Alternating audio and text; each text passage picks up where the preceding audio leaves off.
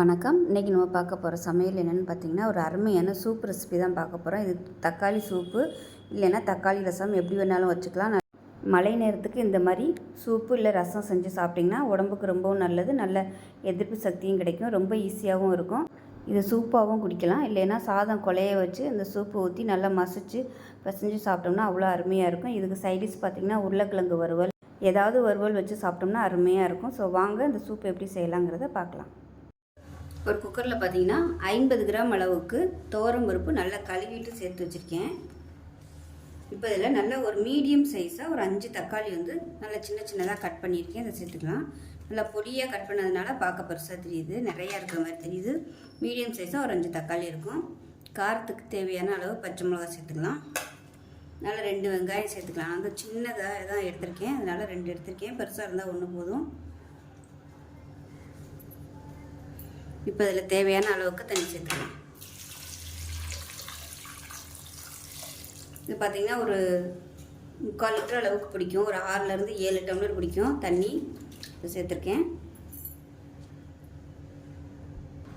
இப்போ தேவையான அளவுக்கு உப்பு சேர்த்துக்கலாம்.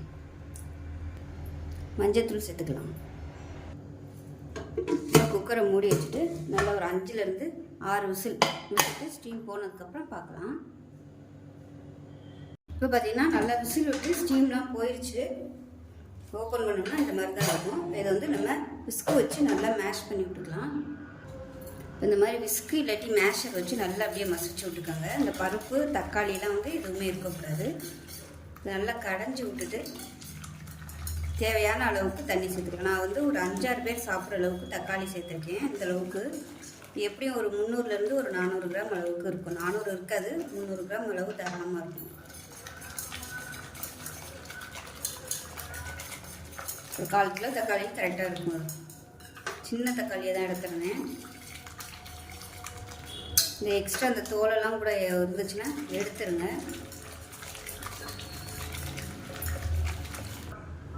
இப்போ அது ஓரமாக எடுத்து வச்சுட்டு இப்போ வேற ஒரு பாத்திரம் வச்சுருக்கேன். சூடாகட்டும். இப்போ பேன் சூடாகிடுச்சு. தேவையான அளவுக்கு எண்ணெய் விட்டுக்கலாம்.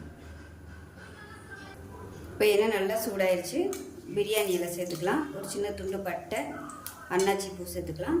கல்பாசி ஒரு 3 கிராம்பு சேர்த்துக்கலாம். இது நல்லா பொரியவும் கருவேப்பிலை சேர்த்துக்கலாம். அது கூடவே ஒரு டீஸ்பூன் சோம்பு சேர்த்துக்கலாம். இது எல்லாமே நல்லா பொரியட்டும். இதில் நல்லா கொஞ்சம் ஒரு கைப்பிடி அளவுக்கு சின்ன வெங்காயம் பொடியை நறுக்கி சேர்த்துக்கலாம்.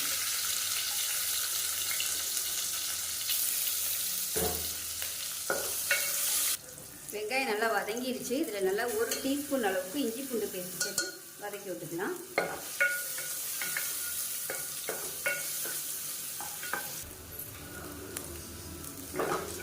இப்போ பார்த்திங்கன்னா எல்லாத்தையுமே நல்லா வதக்கியாச்சு. இப்போ நம்ம வந்து கரைச்சி வச்சுருக்க, அதாவது தக்காளி பருப்பு எல்லாமே நம்ம வந்து நல்லா மசிச்சு வச்சுருக்கோம். இப்போ அதை சேர்த்துக்கலாம்.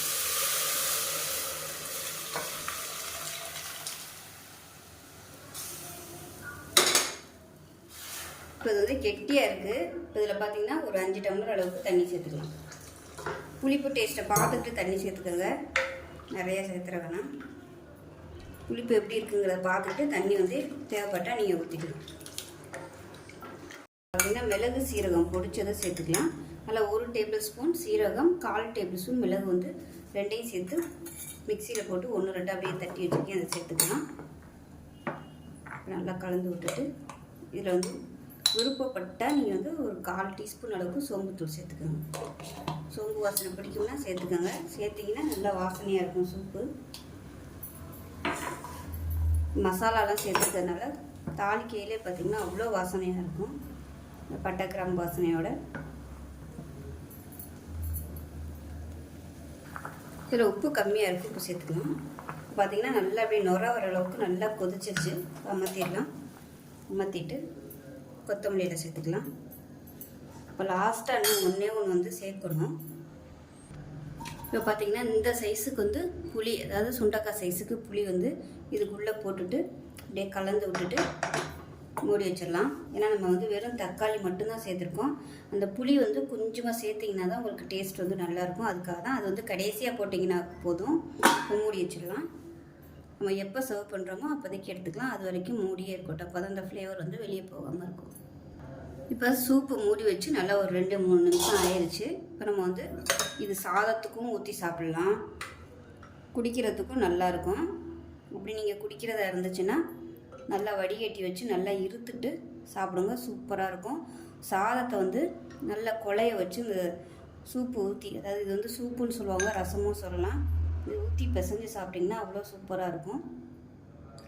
இதுக்கு சைடிஷ் பார்த்திங்கன்னா வறுவல் தான் நல்லாயிருக்கும். எந்த ஒரு வறுவலாக இருந்தாலும் சூப்பராக இருக்கும். சிக்கன் வறுவல், மட்டன் வறுவல், இல்லை ஃபிஷ்ஷு, இல்லை அப்பளம், உருளைக்கிழங்கு இந்த மாதிரிலாம் கூட தொட்டு சாப்பிட்டோம்னா சூப்பராக இருக்கும். அவ்வளோதான், அருமையான தக்காளி சூப்பு ரெடி ஆயிடுச்சு. ஸோ இதே மாதிரியே செஞ்சு பாருங்கள். செஞ்சு பார்த்துட்டு எப்படி வந்துச்சுங்கிறத சொல்லுங்கள். வீடியோ பிடிச்சிச்சின்னா லைக் பண்ணுங்கள், கமெண்ட் பண்ணுங்கள், சேனலை சப்ஸ்கிரைப் பண்ணுங்கள், பக்கத்தில் உள்ள பெல் பட்டனையும் ப்ரெஸ் பண்ணுங்கள். நன்றி.